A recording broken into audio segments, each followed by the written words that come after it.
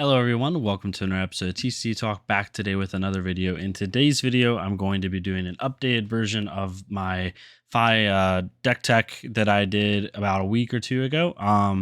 So far since the last deck tech that I did, I've put I'd say about 30 games in the tabletop simulator, as well as just like, going through and teching with my friends and kind of like the group that we have.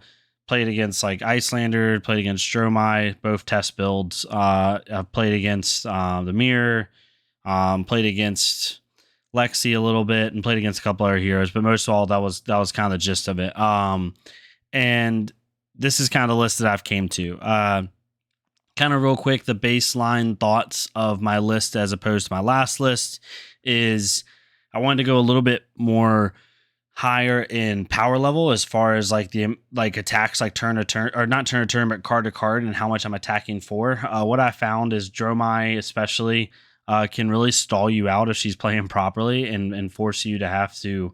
She can block pretty well because a lot of her attacks are a lot of her cards are 3 blocks, and she also can use other cards to stall you out. And then with Icelander and Lexi, you really want to try to keep tempo, and the best way to do that is present a lot of breakpoints. So that's kind of like where I went with the deck a little bit. And kind of like where I'm at. But kind of going into it, some of the key things I did was I went up to 17 blues to be able to combat with Icelander, be able to combat with Ice Lexi, and even Oldheim.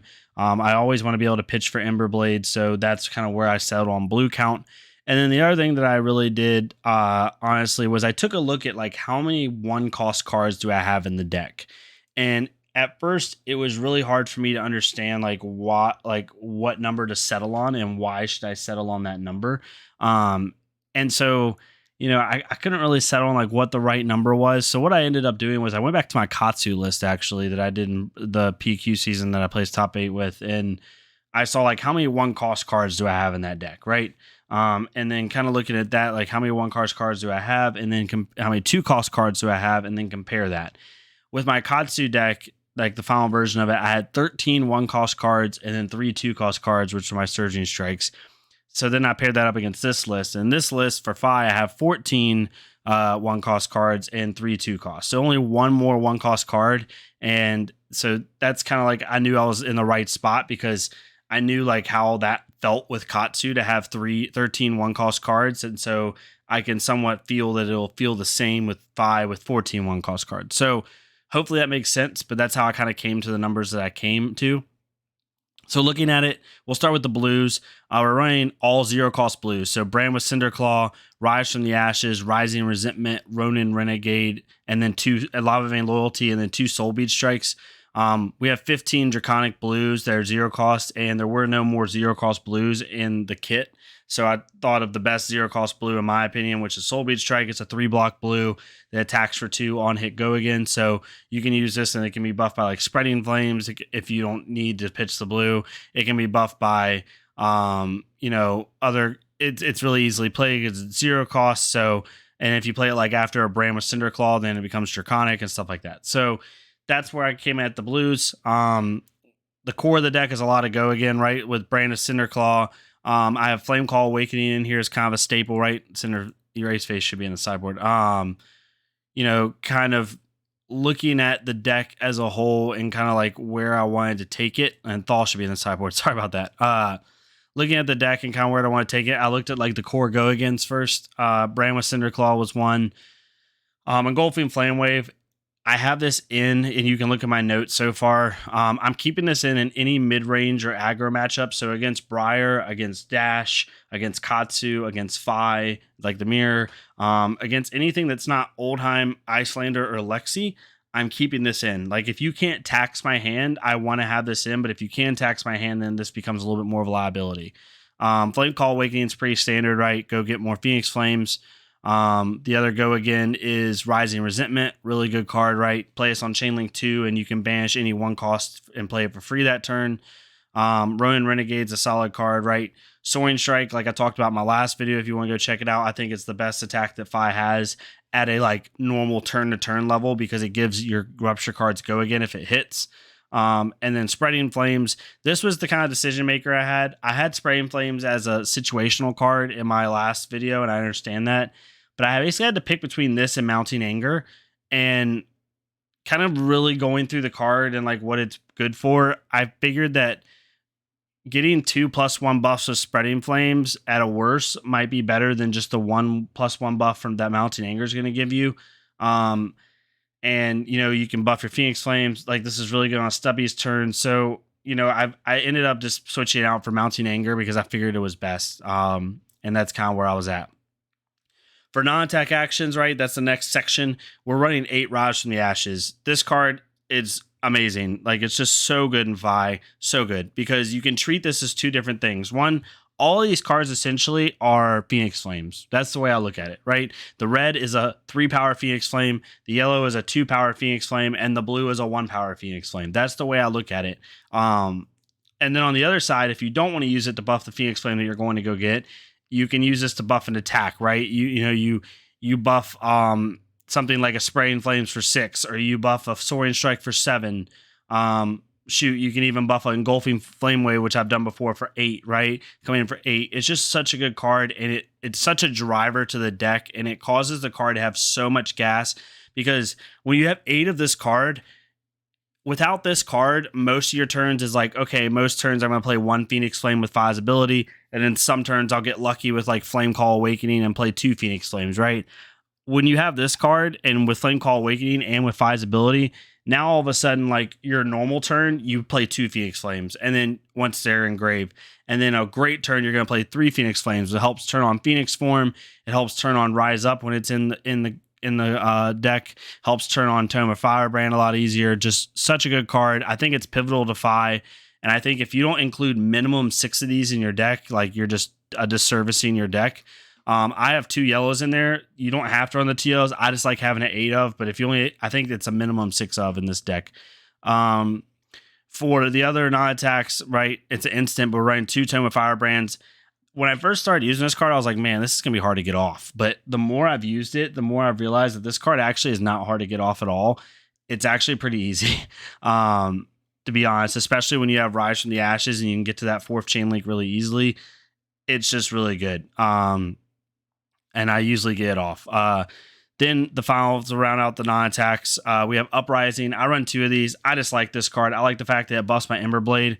This is the perfect Arsenal card. You play this from Arsenal. You play like a Ronin Renegade for 4. You play an Emberblade for 4. You use your last resource. Go get a Phoenix Flame. Then you play your Phoenix Flame for 2. And then you play your last card out or something like that. Like, it's an easy +4 most of the time, in my opinion. Minimum, this comes in as a +2 on 2 straight attacks. And when you can have your Emberblade as your second attack coming in for 4, it changes it so much, because now it forces your opponent to block a 4-power attack to prevent mask, potentially on the next turn. And it's really hard for 4. So I really love this card. Really good. And then we go into the last section, and then Blaze Headlong. I run 2 of these because I didn't have any like natural go. I didn't want to run another 1 cost with Mounting Anger. I didn't want to run 2 of those and go up to 16 1 cost cards. So out of all the conditional 0 cost go again cards, this is the best one, because you don't have to play a Draconic Link. You just have to play another red card, which is really easy in Fi, and it hits the breakpoint at 4.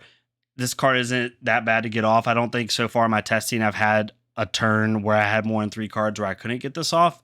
So overall, really good at 0 cost. And I'm trying to stay a little bit low to the ground because I think we're going to have a lot of ice in the meta personally. Then you have your Rupture cards. So for Rupture cards, if I'm not playing Prism, Oldhim, or Iyslander, I'm playing Breaking Point, because it's the best Rupture card at its base. At worst, it's a 1-for-5 cold, which is amazing. At best, it's a Command and Conquer. So if I'm not playing Prism, Oldhim, or Iyslander, I'm running Breaking Point. Then you have Lava Burst. Again, I've said this in several videos. It's the best 3-card hand Rupture card, because you can play it. If you have a blue with a 3-card hand and Lava Burst, you can get this off on Chain Link 4. Really good. Running Phoenix Form, the card's just too good not to run a 3 of. Most of the time, because I have a lot of Rise from the Ashes, this is coming in for 0-for-5 go again. And there's been a couple times where I've gotten its full ability off. I still haven't had it hit yet because people just automatically block it out, but at least the threat is there. And if you play this on like a Stubby Hammer's turn, and play all 3 out, 3 of your Phoenix Flames out, all of a sudden it's a 0-for-6 on hit, draw 3, which on Chain Link 4 is just nuts. So really good there. And that is the basis of my Rupture card. So Lava Burst, Phoenix Form, and Breaking Point. The main board, we're running Searing Emberblade, Tunic, Mask of Momentum, Snaps, and Stubby. In the sideboard, we have Kodachis. Those are for Dromai and Prism. It's quite simply Dromai and Prism. To be honest, and I've even tested running Emberblade and a Prism, to be honest. So the Kodachis are definitely in there for Dromai because the matchup is so much easier with Kodachis, even when you have a full Draconic build. Flamescale Furnace and Shuko are literally in there for two things. Shuko, they're in there for the Oldheim matchup because Shuko will help, with the damage prevention thing. But they're also in there to help block out key Frosty Hammer turns.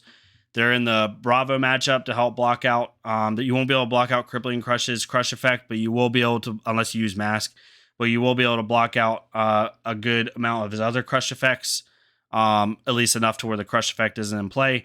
They come in the Briar matchup as well because it helps you be able to swing tempo. You just block with this instead of cards from hand. And then finally, they come in the Prism matchup because it allows you to block out Eruditions. So you can now block out 2 Eruditions without having to use Masks. So that's where they're coming in. They're basically coming in for times where you really value block.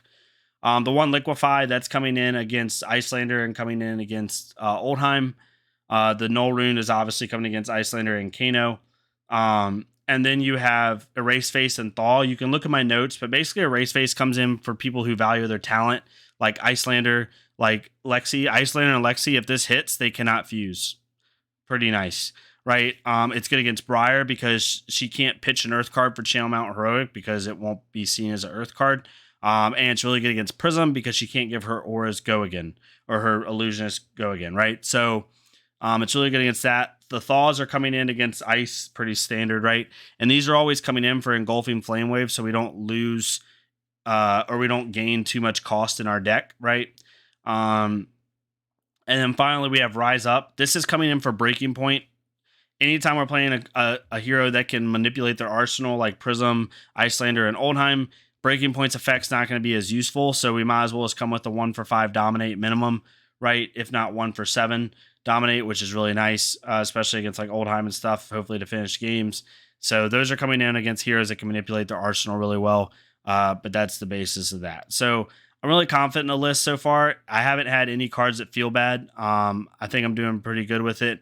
The only kind of card in question is Spreading Flames. I recently switched out it for Mounting Anger. We'll see how that kind of goes. But yeah, that's the basis of the deck. Hopefully it makes sense. I think this is kind of like a solid deck list. You'll see maybe 1 or 2 cards switch, but for the most part, I think this is my list going into when we actually get like paper cards. The only thing I got to get a hold to is Flamescale Furnace. I have Shuko, which is nice, but Flamescale Furnace is going to take a second to get, I think, if I don't pull it in my case. But other than that, we're doing pretty good. Yeah, hopefully y'all enjoy the list. Hopefully this makes sense. I had a couple people asking for the deck list, so I figured I'd put it up. Let me know what you think of the list and what I'm trying to do with it. Any suggestions or any things of weaknesses you can think in the list would be very really appreciated. Still trying to figure it out. Still doing a lot of testing. And yeah, hopefully this makes sense. If you like this, please like, comment, subscribe. If not me, it's fine. Go to our Fleshbud creator, look at their stuff, leave them a like, comment, subscribe on their stuff so we can get more people seeing this game. And I'll see y'all next time on TCG Talk. Thank y'all so much.